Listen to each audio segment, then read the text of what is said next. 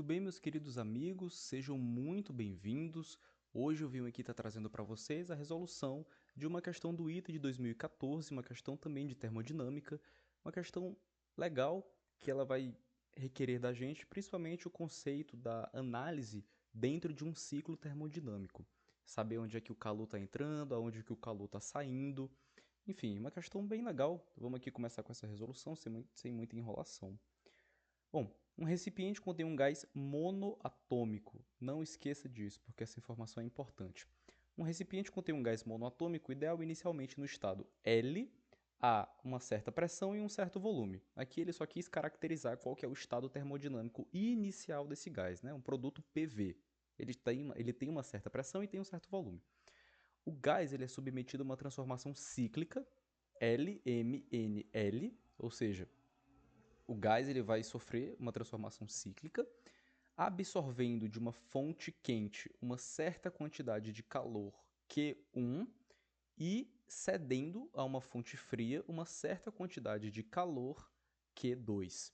Bom, então, dito isso, ele quer que a gente expresse o Q1, ou seja, o calor absorvido por esse sistema, em termos de PV, certo? Então, como é que a gente pode prosseguir aqui nessa questão? É o seguinte, pessoal. Aqui a gente vai ter que fazer a análise do ciclo termodinâmico. Nós precisamos saber aonde o calor está entrando e aonde o calor está saindo. Então, percebam que esse ciclo ele é composto de 3 etapas. Que etapas são essas? Bom, aqui vocês podem ver que ele está realizando uma transformação isobárica de L para M. De M para N, ele está realizando uma transformação isovolumétrica e ele tem essa transformação aqui que não tem nome, né? Mas, bom, a gente tem duas transformações conhecidas e uma desconhecida. Vamos operar com o que a gente tem. O que a gente conhece?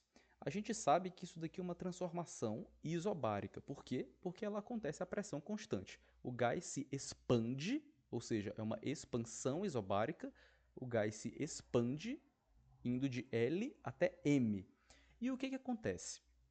Meus amigos, será que a temperatura aumentou ou será que a temperatura diminuiu?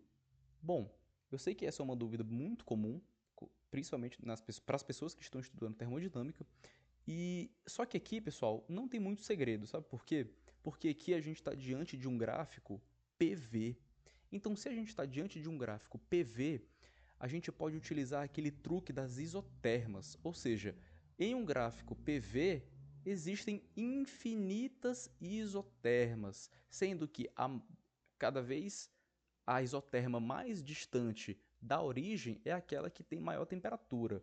Caso você não saiba o porquê, é porque uma isoterma ela é basicamente uma função y que é igual a sobre x. Então, onde a é uma constante. Então, por exemplo, pegue um gráfico y é igual a 1 sobre x, y é igual a 100 sobre x. Pessoal, esse gráfico aqui, se eu fosse representar ele aqui nesse gráfico, nesse diagrama PV, é como se o 1 sobre x, quer dizer, o 100 sobre x fosse assim, não, assim também não, né? Fosse assim e o 1 sobre x ele fosse aqui, ó. Então, quanto maior o parâmetro, quanto maior a constante A, mais distante da origem essa isoterma ela vai ficar. Então, por isso, justamente, né, que isotermas maiores estão a uma temperatura maior. Então, bom, aqui ele está realizando, ele realiza um aquecimento isobárico, visto que a isoterma que passa pelo ponto L tem uma temperatura menor do que a temperatura que passa no ponto M. Então, aqui a sua temperatura aumenta. O que acontece de M para N aqui nessa transformação isovolumétrica? Bom, aqui também não é difícil perceber que a temperatura está aumentando. Se você ainda não entendeu, desenha as isotermas, cara. Desenha uma isoterma que passa aqui pelo ponto M e agora desenha uma isoterma passando pelo ponto N. Cara, olha a diferença. Óbvio que ele está subindo. Percebe aqui que ele está indo de uma isoterma de menor temperatura para uma isoterma de maior temperatura. Então, nesse caso, não há dúvidas do que se trata de um aquecimento isovolumétrico. E aqui a gente ainda não sabe, né? Esse trecho NL a gente não sabe. Vamos fingir que a gente não sabe se esse calor ele está entrando ou se ele está saindo. Mas, pessoal, Para isso, como eu falei para vocês, a gente tem duas relações. A gente não sabe que transformação é essa NL, só que a gente sabe que ele realiza uma isobárica e uma isovolumétrica. Então, com isso, a gente pode relacionar os seus respectivos calores.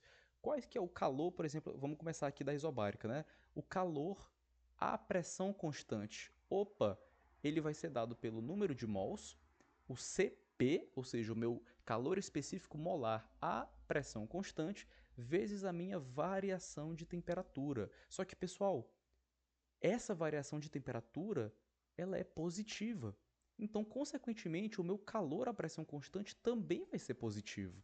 Então, o que significa o calor ser positivo? Significa que ele está sendo absorvido pelo meu sistema. Então, a gente pode garantir que do trecho LM o calor está entrando. Agora vamos aqui fazer uma análise do trecho MN. Bom, aqui como acontece a volume constante, a gente pode relacionar o calor a volume constante. Ou seja, ele vai ser dado por o número de mols, o CV, o meu calor específico a volume constante, vezes a minha variação de temperatura. Só que, pessoal, novamente, aqui a variação de temperatura vai ser positiva, porque ele está indo de uma temperatura maior, quer dizer, a temperatura final é maior do que a inicial. Então, esse termo aqui, ele é positivo. Consequentemente, o meu calor a volume constante também vai ser positivo.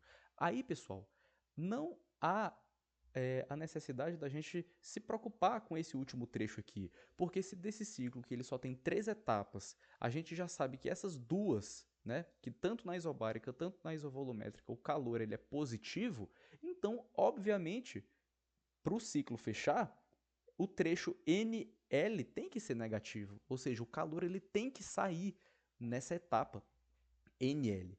Só que a questão está pedindo o quê? Q1. E quem que é Q1? É todo o calor absorvido. E quem que é o calor absorvido? Ora, tá aqui, ó. É a soma de QP mais QV. Então, basta a gente somar essas duas expressões. Só que, vamos lá. A gente tem que trabalhar agora em cima dessa variação de temperatura. O que é, pessoal? Como é que a gente consegue desenrolar aqui essa temperatura? Bom, a gente sabe que PV é igual a nRT.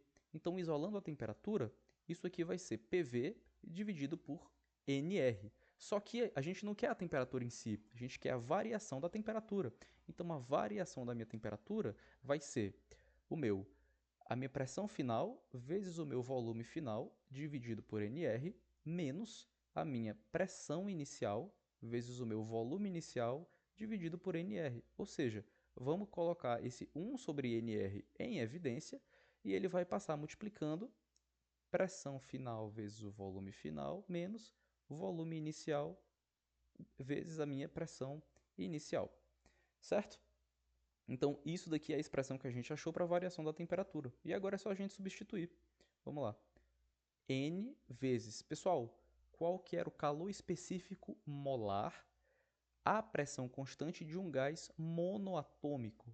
Bom, com certeza, vocês já devem saber que o calor específico molar à pressão constante de um gás monoatômico, ele vale 5 meios de R para um gás monoatômico. Se ele fosse um gás diatômico, esse valor seria 7 meios de R. Bom, e a variação da temperatura? Qual que é a variação da temperatura? 1 sobre nR, que multiplica... Agora, vamos ver qual é o estado aqui dele. Ó. 4V vezes P, ou seja, 4PV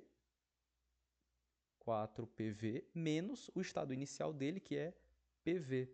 Ou seja, isso aqui vai dar 3PV. Então, esse número de mols vai cortar com esse número de mols, a constante vai cortar com a constante, e vai ficar que este valor aqui ele é igual a 15 PV sobre 2. Agora vamos fazer a mesma coisa aqui com o calor a volume constante. Ele é o número de mols vezes o CV. Qual que é o CV? O meu CV ele é 3 meios de R vezes a minha variação de temperatura, que é 1 sobre nR, que multiplica... Bom, aqui pode observar que ele se encontra 4P vezes 4V, ou seja, 16V. Então, isso aqui vai dar 16PV menos o estado inicial da isovolumétrica, que é 4V vezes P, ou seja, 4PV. Ou seja, Isso daqui, com certeza, dá 12 PV. E agora o número de mols vai cortar, a constante vai cortar. Realizando essa multiplicação, vai ficar 36 PV sobre 2. Ou seja, a gente quer só a soma. Então, quem que é? O meu calor a pressão constante com o meu calor a volume constante. É 15 PV sobre 2 mais 36 PV sobre 2, que com certeza isso aqui vai dar 51 PV sobre 2. E a gente encontra isso na letra B. Bom, pessoal, espero que todo mundo tenha conseguido acompanhar o raciocínio e o desenvolvimento dessa questão. Como vocês podem perceber, termodinâmica ele é um assunto que ele vai requerer muito do nosso conhecimento passado, de toda a matéria. Então, uma questão ela vai exigir a análise de ciclos, a análise dos calores molares, a análise de rendimentos, a análise de muitos outros subtemas que no final a gente vai montando e conseguindo chegar é, no objetivo que é realizar a questão.